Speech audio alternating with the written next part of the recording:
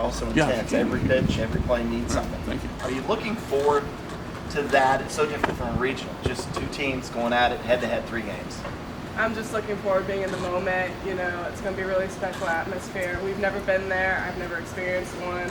I just can't wait for all the excitement, all the things. Yeah, I definitely think we're really prepared. I think that this is going to feel not as huge as maybe the ESPN Clearwater tournament. That was 2 teams going head-to-head and a lot of fans. So I think even though there was a bunch of teams there, it's kind of the same environment. We're really prepared for it. So like Mackenzie said, none of us on our team have ever been to a super regional. So I think maybe our like naive nature might help us a little bit and not let us get too hyped up or too nervous for it. Just have the excitement piece ready to go. How excited are you guys for the sense that you're going to be the second game of the super regionals? Everybody in the country is going to be watching you. That's got to be kind of exciting, right? You know, for me, you just gotta be in the moment. Like I said earlier, I know my parents are super excited to be there. I know as soon as we got the win last week, I ran straight to my father while the team was celebrating everything. Like we got a crowd picture, I just ran straight to him. I'm just super excited to stand in center field and look to see my parents and kind of get a breath of relaxation, kind of focus, and then play ball. Yeah, look at this as an opportunity to kind of show everybody around the country what Clemson softball is all about. Yeah, for sure. I mean, this super regional is pretty different than what we've seen in the past. You know, we're starting to experience some really good East Coast softball, some mid-major softball. I think it's time that kind of those little divisions start to not really become as predictive of what we're going to see in the postseason. So I think this is a cool time for us to kind of join some of those teams that maybe don't have the history of playing this late in the season. So I think that's really cool just to kind of to be up there with the teams that we normally are watching on TV. Kimmy, hard to top the send-off that you had here in your last home game at McWhorter, but now you know that you only have, a handful of games left in your college career. How do you put that out of your mind and just focus on what you're doing? Yeah, I mean, knowing that the last game at McWhorter here just ended so well and we had so much fun, that was definitely what I wanted. I wanted something in my college career that I was going to miss, something that I was going to be able to look back on and just be really happy that I was a part of it. I really can't think about the end being the end, I just have to be really appreciative of where I'm going to end. A lot of people's season has to end with their conference tournament or even before then if they don't make the conference tournament, and mine's going to end in Oklahoma, period. Right. So no matter which part of Oklahoma we're in, and that's just way farther than I ever expected we would be able to go and that I would be able to take my softball career. So either way, whenever it ends, I'll just know that I did the most that I could with all 6 years that I had. So, Speaking of those 6 years, you put off medical school, another year. What went into that decision to say, yeah, I'm going to give this one last ride? And then what is the next step for you? Like after it's all over and you've cleaned out your room, where are you headed? Yeah, I mean, the thought of this right now, like what we're experiencing right now, I knew that this year we were going to be able to take it a step further than what we did last year. Like Coach Ribbon said, he didn't know how much further that was going to be, whether that was going to be just one more win in the regionals or winning the regional, winning supers.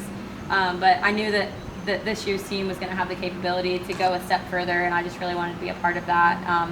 Knew that I would regret it if I took the decision to miss out on that. Whenever we end, whatever that may be, I'll probably go home, spend a few weeks at the beach. My family lives in Wilmington, so I'll probably spend some time with them, a little bit of vacation, and then I actually moved into my Spartanburg apartment for med school yesterday. So I'm going to gradually move in the rest of the summer, and I'll start classes July 18th. So, but that's just way in the future right now compared to what we have going on. So I'm going to continue to still live in my college athlete days for What are you now. wanting to do in medical school? What are you? So everybody kind of generally does the same thing for their 4 years, and then after that go to residency. So I'm hoping to do reproductive medicine, and I'm really interested in that because of the psychology and biology aspect, just being able to work with people, problem solving, and also work in the LGBTQ community, which is something that's really important to me. So that's definitely what I'm looking towards, but there's always a lot of time before I get to make that decision, so we'll see. Speaking of the future, do you kind of pinch yourself to think, and I ask the baseball players this when they get close, you're 2 wins away from the CWS. Does that ever register in your mind, or you pinch yourself and say, I can't believe we're this close to getting there? You know, I read a message from one of my close friends the other day, and we ended our travel ball in Oklahoma City, and just to think about winning it all or just going there in general, it just brings goosebumps to me. It's super exciting, but you can't look too far ahead. You have to kind of play where your feet are at, but it's just all excitement from here. Same for you, Cammy, on that? Yeah, I would definitely say that we have to get past this weekend to get to that goal. So we took regionals one step at a time. We kept talking about that cliche over and over again, just one game at a time. But that's really what you have to do, because there's nobody from since we started our postseason onward that we could overlook or just take as an easy opponent. If you do that and you're trying to look too far ahead, you may never make that actual goal that you're reaching towards. So right now, focusing on super regionals, obviously we know that 2 wins gets us through, but like Mackenzie said, nobody's ever been here before. Nobody knows what to expect. So just these 2 wins this weekend, we just got to keep doing what we've been doing. We knew that this weekend was 3 wins and you move on. So we just have to, again, the cliche that we all say right now, take it one game at a time, because that's really, it's really important just to stay in the moment. How does that not knowing help? Not knowing to be in this position, Yeah. how does that help you guys? I definitely think it's a challenge. We struggled with that a little bit, I think, in the environment of Alabama last year. That's an environment that we hadn't been in yet. And so that maybe we weren't as nervous going into it, but then once we were in the moment, it was like, oh my gosh, we've never experienced this before. So I think the knowing of what the big environment is like, but not knowing exactly like what the stakes are, what the stages are, maybe it just helps ease the nerves just a little bit, and we just have a lot more excitement, I think, just knowing that this is a place that not a lot of programs get to be in their 3rd year. Mackenzie, you're a 5-tool player. What have you enjoyed doing, or what do you take the most pride in what you've done this season? Was it the inside the park home run? Was it your multi-home run game down in Tallahassee? What was it? I would probably have to say, now that you listed it, probably the multi-home run game at FSU, because it's super easy just to hit like a solo shot in that first inning when there's no one on, when the pressure isn't there, you know. But doing it 3 times when we needed those extra runs in FSU was pretty exciting, and looking back on it, it was a pretty cool statistic to look at, for sure. Have you raced Sam head-to-head at any point this season at practice? I will go ahead and give her that W right there. I have to ask you too, just curious, what's your favorite type of pie, since the girls like to call you that? See, the only pie I will ever have is in a little Amish restaurant in Sarasota, Florida named Yoder's, and I will either have a strawberry pie or a peach pie. Good choice. For you, what was the emotion after Sunday? How long do you ride that high and then immediately turn your attention to getting back to, the task at hand? For me, I rode that high up until I saw that FSU game, and then I realized that the game doesn't know who's supposed to win. It doesn't matter what your name is, doesn't matter what your record is, doesn't matter who you are. You can lose at any time, and you have to stay focused. You have to stay hungry.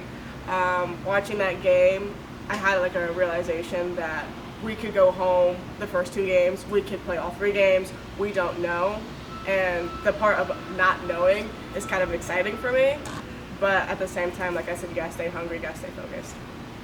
Coming to that end, all the really tough opponents you played in your ACC schedule and early in the season, those tournaments, you knocked off number 2 Virginia Tech last week. Does that just give you guys the confidence that you can really win this whole thing?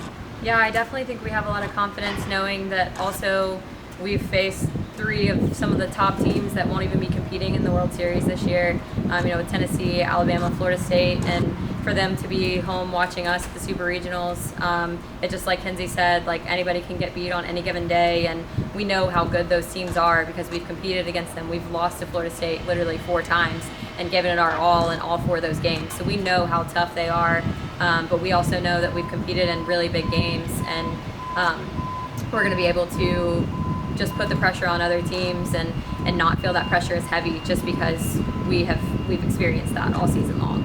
From the players' perspective, can both of y'all just what you know about Oklahoma State and what you kind of expect from them this week? Yeah, we know they have really strong pitching. Obviously, high accolades for their pitching staff. great hitters. They've competed in the World Series. They've competed in some big games.